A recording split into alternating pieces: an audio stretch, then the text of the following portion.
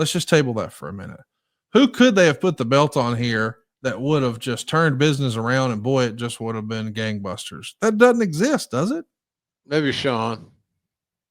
Really? You think Yeah, doing it with Shawn in 95 would have done it? maybe. Okay. He was dynamic. He was creative. He could work with anybody, heel or babyface. But as a babyface, he sold so well that that would have helped him get over in a big way. And look, it happened. It just happened later on. But It's interesting that it happens right before Kevin leaves, too. Of course, we know WrestleMania 12 is where Shawn Michaels becomes the world champion. It's going to be Kevin Nash's last WrestleMania for a while because he's headed to WCW. But when Shawn Michaels was, I mean, respectfully, when Kevin Nash was the WWF champion, they're number one, WCW's number two. When Shawn Michaels becomes the WWF champion, 2 months later, WCW's on top. Like, now I know that there's a whole different circumstance there. Scott Hall and Kevin Nash jumped. They had a great storyline. Hulk Hogan turns heel. The business has forever changed. right. My point is, and I know that Kevin Nash gets criticized a lot. And hey, if you didn't have a good experience and you don't like him, that's fine, whatever. I do like him. And I've always felt like he didn't get a fair rap because the reality is, with the possible exception of Shawn, I'll give you that one. It's not like there's a big list of guys who would have just done gangbusters business. We had bad creative. It's not like we had bad talent. That's the reason you're coming back, Jim. You're going to fix it all. Well, I don't know about that, but I had some suggestions that worked, and you just got to go with your gut sometimes. And Shawn was one of those guys that I thought had, you know, uh, just amazing skill set and potential, and he also had Vince's ear. I said, why don't you use that? You got influence, use it because you should be here, not down here, not in the middle, not in the upper third. Uh, and so the wrath there was going back to the same old shit, man. Well, he's kind of small. Yeah. And your point, you know, Buddy Rogers wasn't even 6 feet tall. He was at one time the hottest talent in the business.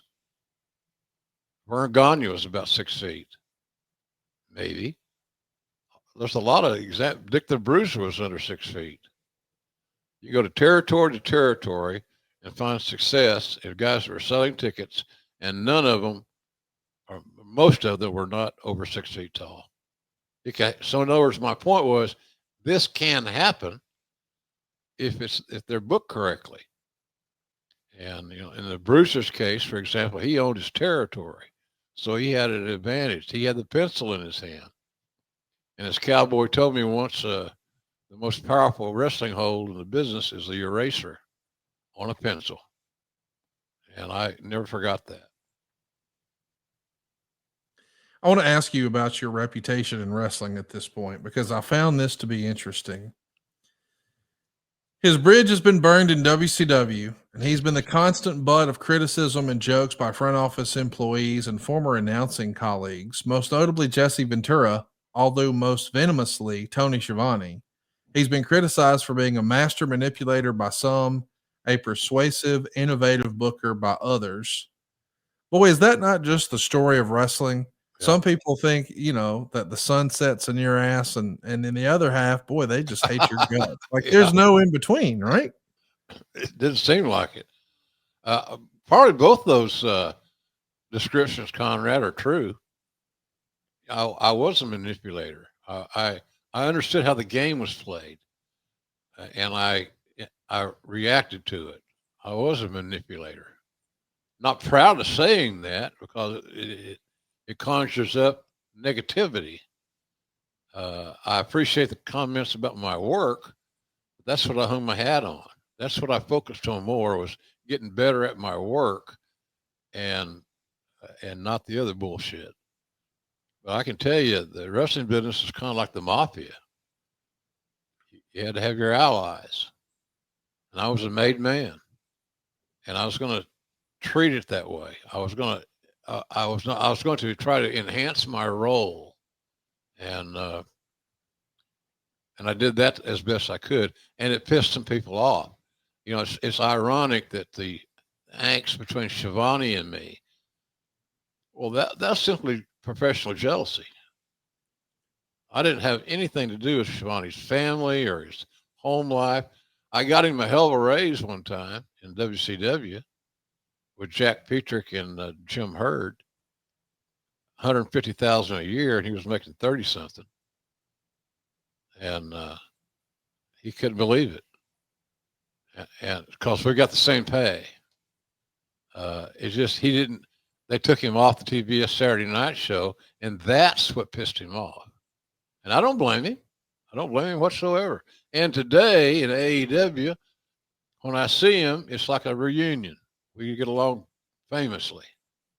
At least that's my feel for it. And you know, I'm proud of he works he works his ass off. Really, truly does. He works harder than I'd want to work. I can tell you that, and does a good job. Really good job. But I think that's just professional jealousy at that time of his life and my life, because I was a manipulator, and I don't have any regrets in saying that. But you had to do that to survive, but all along that journey, I produced. I had ideas, I had talent, on-air talent. So both those descriptions are probably accurate. But by the way. We should spend just a second here, and I want to talk about some of the Pat Patterson isms. The WWF has been soundly criticized lately on record by wrestling writers and behind the scenes for some of the employees as being self-indulgent.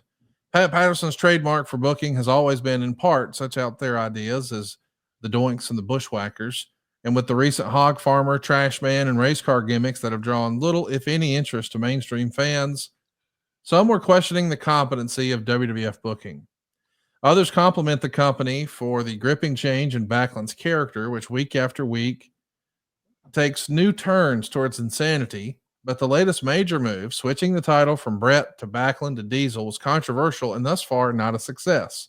Right. If giving Diesel the title was meant as a last chance hotshot angle in order to inject some new life into the WWF house show business, well, it hasn't worked. His reactions in arenas has been underwhelming, perhaps because he's lost so much of his edge as a babyface, or perhaps Shawn Michaels was a major element of his pre-title reign popularity.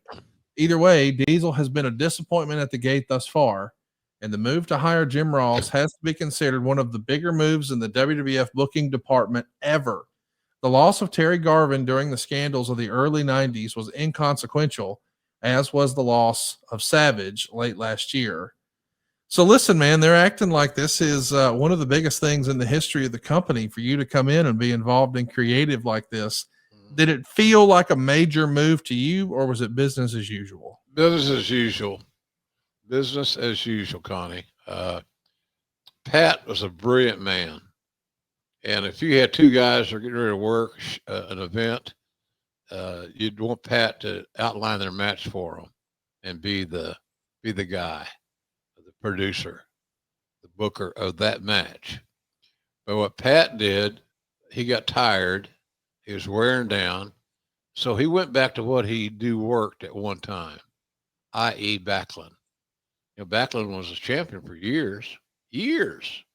Not a few months, not a few weeks, years. And he went back to, and he's probably done the same thing if Bruno was younger and healthier. He went back to what brought him to the dance. He danced with who brung him. And Backlund's days, he had an amazing transformation going from all-American boy babyface to a crazy guy that had what was eccentric and losing his mind, whatever. Because Bobby knew how to be a babyface. I'm not so sure that he was as good as a heel. I know he wasn't as a babyface. But Pat went back, and a lot of bookers do that. They went back to what brought them to the dance. And sometimes it worked, but more often than not, it didn't. So I always like to have Bobby on the cards, but I didn't see him on top anymore. I think that ship had sailed. and you got to love the guy. You know, one of my big things I've told you before is reliability. And Backlund was an old soldier that was going to be at work on time and ready to perform. And he was going to go out there and have the best match he could, but it seemed awkward him being a heel. So there was really no natural fit there. So putting him with Diesel, who was also kind of green and had a different style, it just didn't match up.